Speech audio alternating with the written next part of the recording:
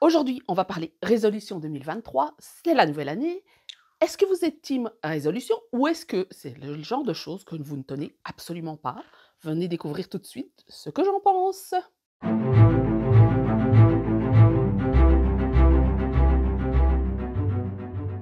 Bonjour à tous, bonjour à toutes. Ici c'est Christelle Nioul, Christelle Elka, designer tricot, et ceci n'est pas un podcast. Ce n'est pas un podcast aujourd'hui. J'avais prévu un podcast, mais je suis juste pas dans la capacité de faire un podcast aujourd'hui et de tenir 1 heure à parler.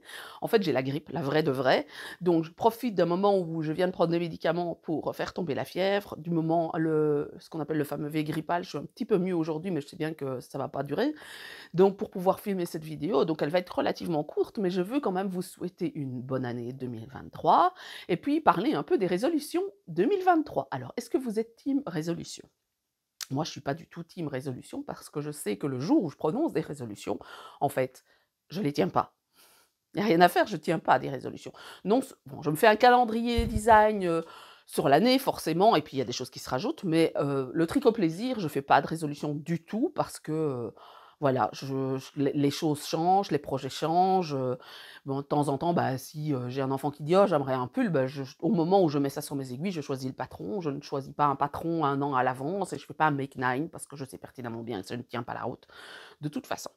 Donc, plutôt que de faire des résolutions, je me fixe des buts. Donc, cette année, je me suis fixé le but de recommencer le crochet.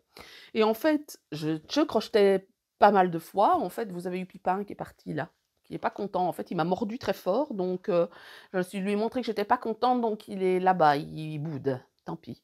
Mais bon, voilà, hein, j'ai pas envie de me faire mordre par une conure. C'est un peu un board.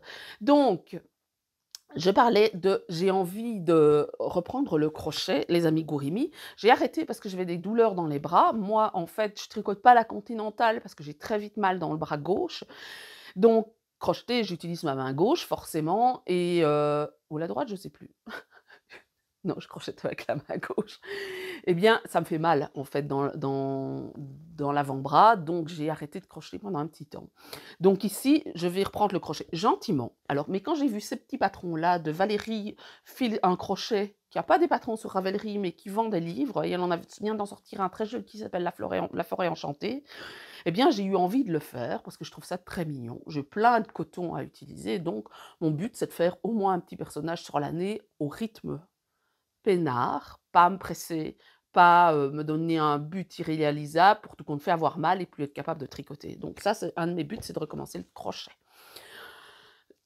Pas de stage sous contrôle, de je n'achète rien et cetera, parce que moi je sais pertinemment bien que ça ne tient pas, que j'achète souvent quand j'ai un projet, heu bien défini, j'achète la laine dont j'ai besoin ou je vais dans mes stocks, donc je ne fais pas des achats complètement inconsidérés. J'ai quand même pas je reçois de la laine aussi de toute façon, donc j'ai pas spécialement envie de me limiter parce que, je dois absolument faire avec, ce que j'ai en stock. J'ai beaucoup de stock, mais j'ai pas envie de me limiter à ça, de toute façon. Ça n'empêche que sur le gift long, j'ai tricoté 4 000 mètres environ. Je dois un peu plus parce que maintenant je suis en train de faire un petit pull enfant que je vous montrerai plus tard.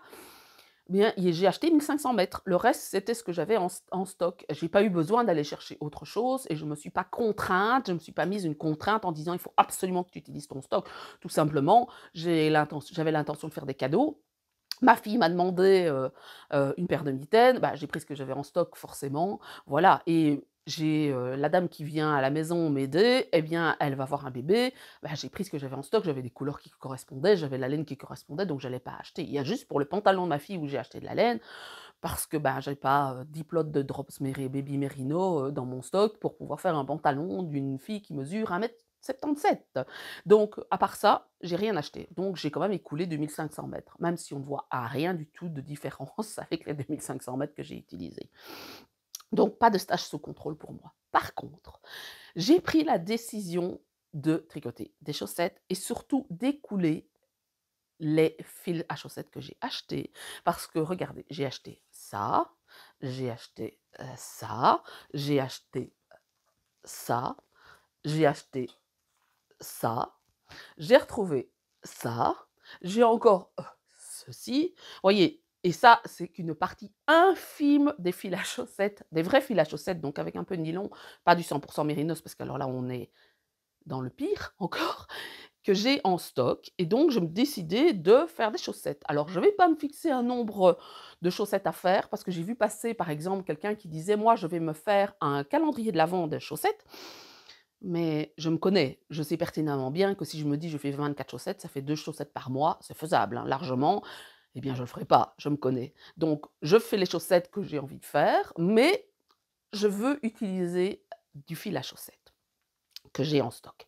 Alors, pour ce faire, je vais faire un tour dans mon stock de restes et je vais surtout liquider les fils à chaussettes qu'il me reste, parce qu'il faut dire que je commence une paire de chaussettes et il me reste un quart des chevaux, un tiers des chevaux pour finir, parce que si je ne les fais pas jusqu'au genou, ben forcément j'ai trop. Hein. Souvent, ici par exemple, c'est 125 grammes, donc j'ai trop pour une paire de chaussettes, une taille 37. Il faudrait que je les tricote quasiment jusqu'au mollet. Et moi, je ne porte pas des chaussettes jusqu'au mollet, je tricote des chaussettes souvent un peu au-dessus de la malléole parce que voilà, c'est ce que je préfère en longueur. Donc, j'ai pas besoin de tout ça et donc il me reste souvent beaucoup de restes. Donc, je vais prendre mon stock de restes, je vais aller chercher les fils à chaussettes, je vais peser et je veux utiliser une partie de mon stock de fils à chaussettes en reste et des fils à chaussettes en stock.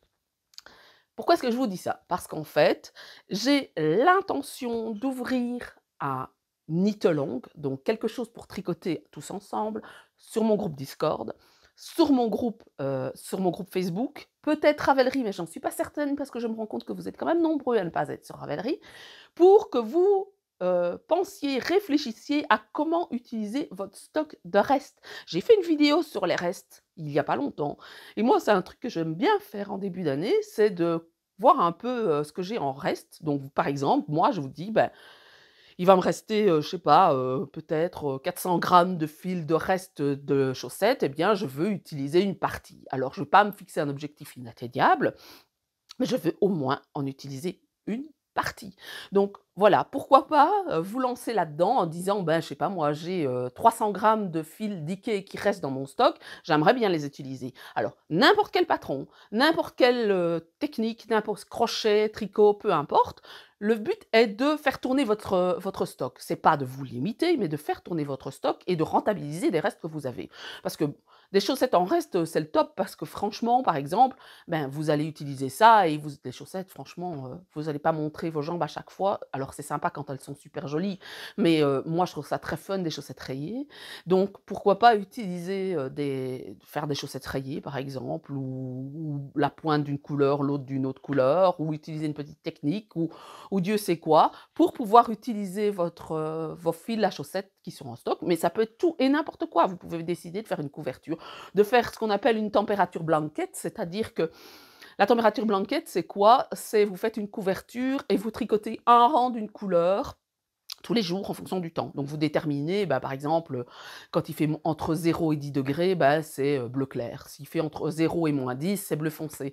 S'il fait entre 10 et 20, eh ben, ça va plutôt être orange. S'il fait au-dessus de 20, ça va être rouge. Voilà. Et comme ça, vous avez une température blanquette. Pourquoi pas faire ce genre de choses?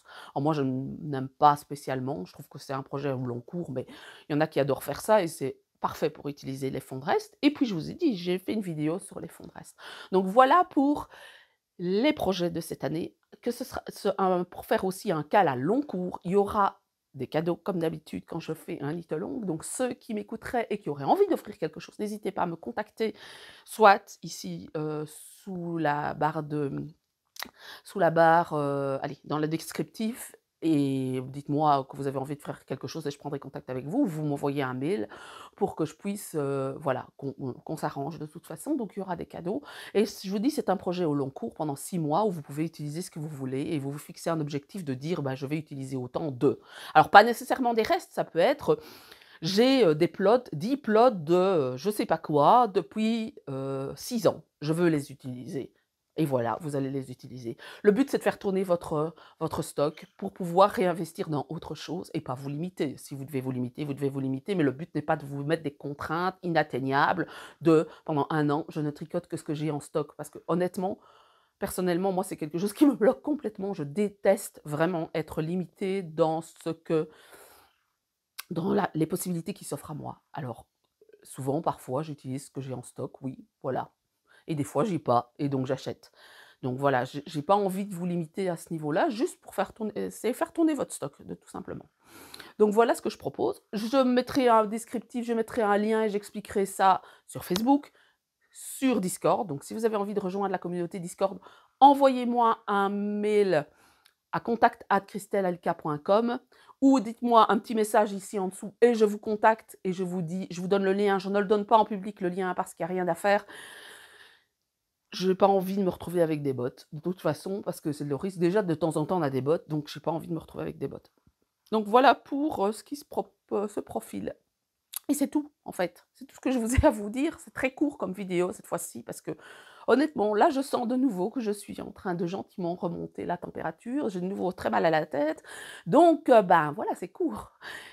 Je voulais vous dire aussi que demain, donc vous regardez cette vidéo samedi matin, peut-être pas samedi matin, mais pour les fidèles téléspectateurs, viewers, téléspectateurs, qui regardent cette chaîne, donc à 8h45 le samedi, sachez que demain à 14h, chez Simone et Ginette, j'ai fait une interview, donc les confessions tricotesques, j'ai répondu à des questions que Nathalie m'a posées.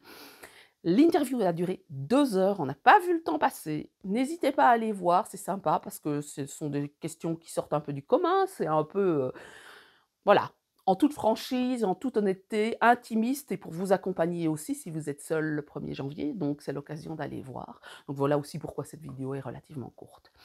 Je vais parler agenda maintenant. Voilà, je suis à Malakoff le 12 et 13 mars, je pense, ou 11 et 12 mars.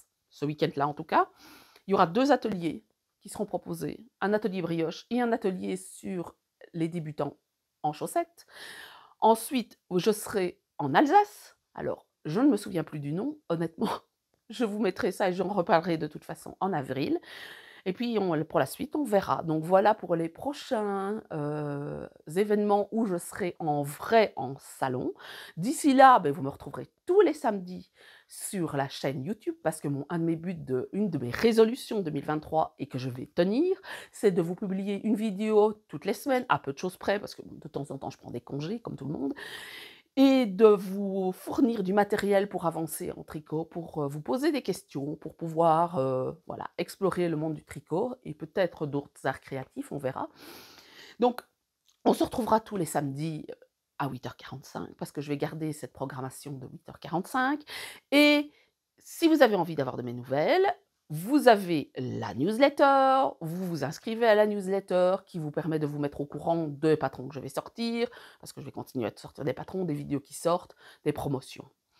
En parlant de promotion, nous sommes jeudi quand je filme cette vidéo, samedi, c'est le réveillon, je vous fais une promotion comme je fais tous les ans, de 30% sur tous mes patrons, et ça dure pendant 48 heures.